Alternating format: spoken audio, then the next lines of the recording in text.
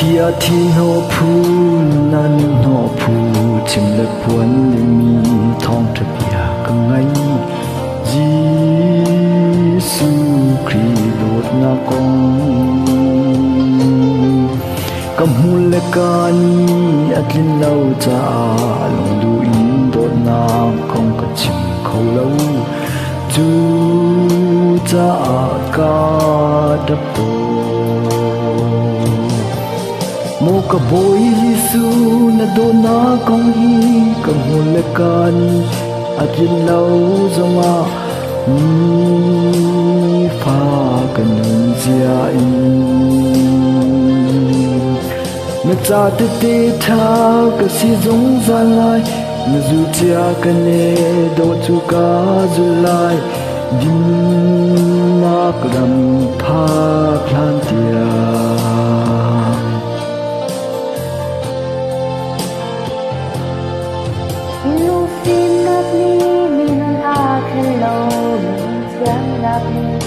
và sẽ cho lâu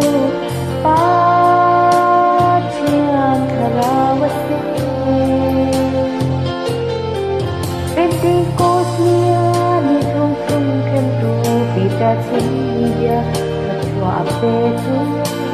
ba chiang karawasi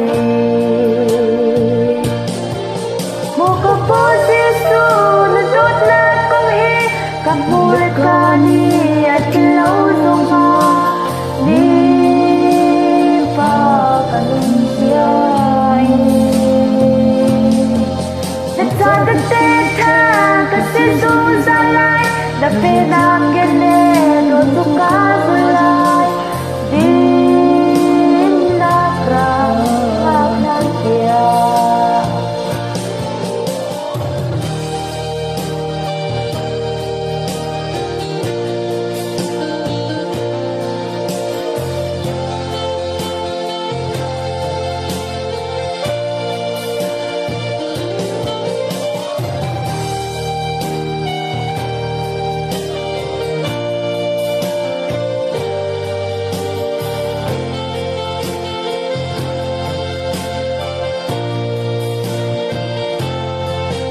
Zo so le aral kap ni ral do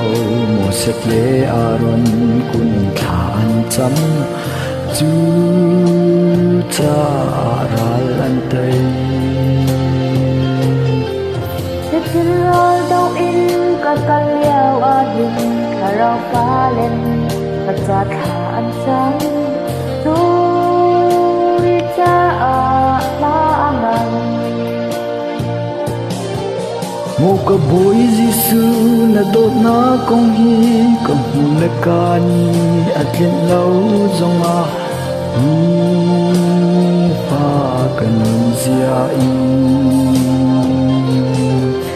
na cha te te tha ka si zong za lai zu chia ka ne do chu ka zu lai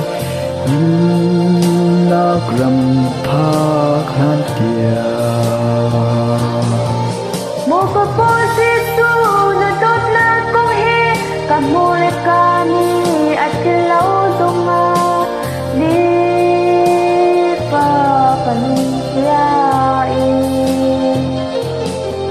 na cha te te tha ka se so za lai na pe na ke ne do tu ka su lai